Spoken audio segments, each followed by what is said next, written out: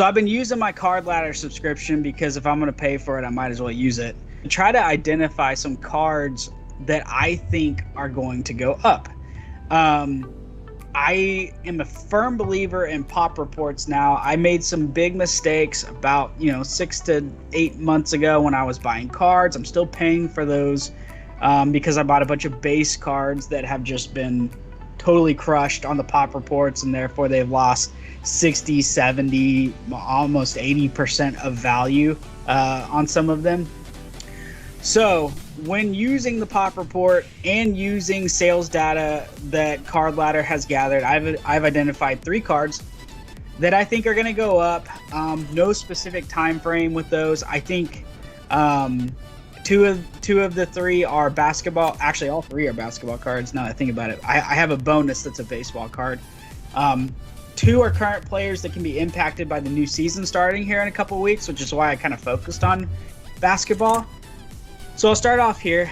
The very first card that I think is going to be a slam dunk this year, and we're already starting to see Luka's prices hold steady. Even his base stuff has leveled off, and I think it is primed to go up, especially considering I'm expecting a hot start out of Luka. After his Olympics, he got a lot of hype, had a great Olympic run. They took 4th in the world from Slovenia, so that's obviously the best they've ever done, and there's just a lot of Luka hype going into it. So I've identified the Hyper Prism Rookie PSA 9, and let me tell you why. Last sold's $1,200. Pop on it is only $299. So you can see that this card at one point in time was selling for $1,900. So we're down at 12.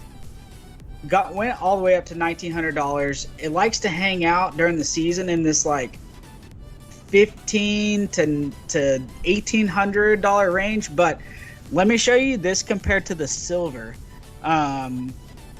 for Luka. So the first thing I want to draw your attention to is the silver prism for Luka PSA 9. We're not talking 10s here because the 10s are a different ball game. But the PSA 9, there's 2,100 plus PSA 9 silver prisms. Those are going for $1,600 right now. Flip back over here to the Hyper. Pop $299 going for $1,200.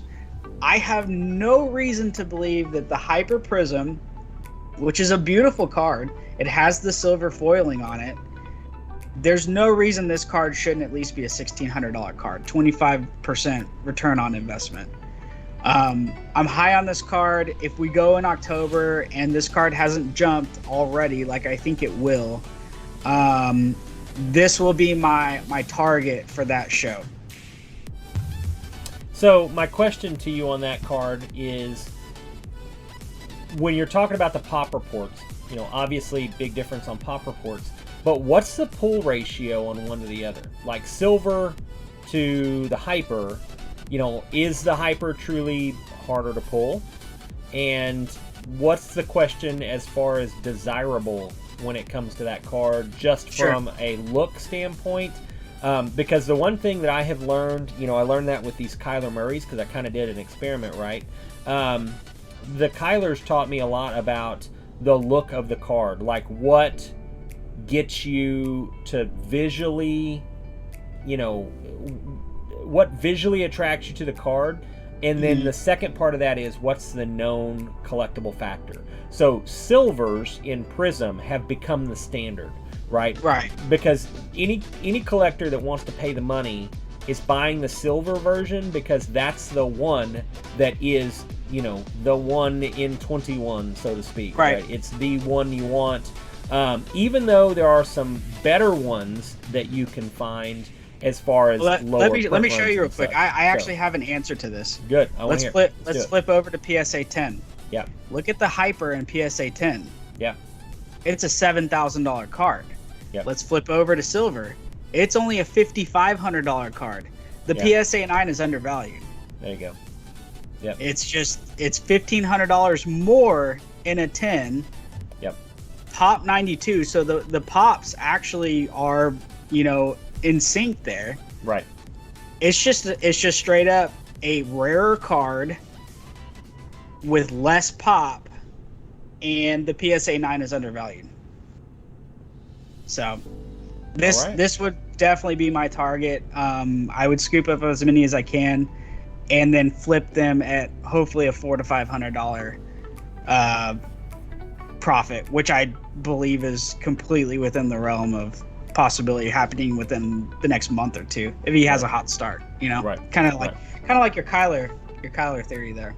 Yeah. He's he's already the Vegas MVP favorite this year. So, and he was last year too, but you know, people don't see him slowing down for any reason. Cool. All right, card number 2. We saw 90s superstar cards take crazy, a crazy lift here back at the beginning of the year, January through April, and then we've seen them come off.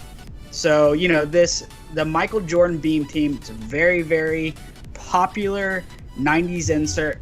I'm targeting the Beam Team members only because it's even, the members only version is even rarer than the base Beam Team.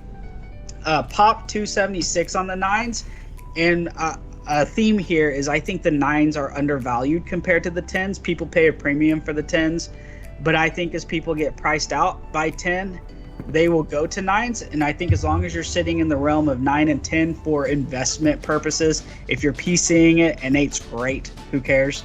Right. But if you're investing, people want 9 or 10. I think both of those are investable. We've seen the 90s cards level off from the drop-off. This card was going for $1,500 at one point in time. Right now, sitting at about $863 on last sold. I think that this card over the next, this is more of a year or two hold. I could see it going up north of $1,000 pretty easy at a low pop of 276. So I think that you could get this card for around $800 at a card show. And I think that it'll go north of 1,000. I've been personally collecting 90s Jordans. So I at least have an idea of what the market's doing. I'm tracking my own 90s Jordans inserts. This is kind of like the holy grail of the 90s inserts. There are some that are very, very rare and worth a whole lot more than this. But as far as like a common insert that you saw, this would be one of the more recognizable Jordan inserts. And that's why I think this one will lift before most of the other ones do. And this will kind of be the trendsetter, similar to like kind of how we see Prism go before. The Prism silvers always go first, and then the parallels follow after. Right. I see this as kind of the Prism silver of Michael Jordan inserts. Nice. All right, card number 3. I'm speculating on Joel Embiid, and particularly because we saw him, if the 76ers didn't have kind of bad luck in the playoffs, they had a couple COVID issues. Ben Simmons kind of lost it, and I do think that Ben Simmons will be traded, which is kind of 1A and 1B point here. Right. Joel Embiid was in the running for MVP against Jokic all the way through the first half of the season. Like, they were neck and neck. Joel Embiid showed that he is a MVP caliber talent. This is a 2014 Prism, so we're talking about a card that wasn't mass produced. You're not going to see this pop report go nuts, and we're talking about a superstar that is very, very capable of being in the MVP running. At $409 for a PSA 10, I realize that the pop is over 1,000, but you're not going to see it go up much more than that. If he comes out, they trade Ben Simmons. I don't have any reason to see it go back to kind of that MVP hype where you're seeing this card at over double what it's currently sitting at. Right. So Joel Embiid is my third card. I think that he is definitely worthy of one or two speculation cards on a card that wasn't overprinted, and the pop report's not going to explode as PSA continues to pump out more graded cards. So 1, 2, 3. There you go. I like that. My 3 cards that I am speculating on.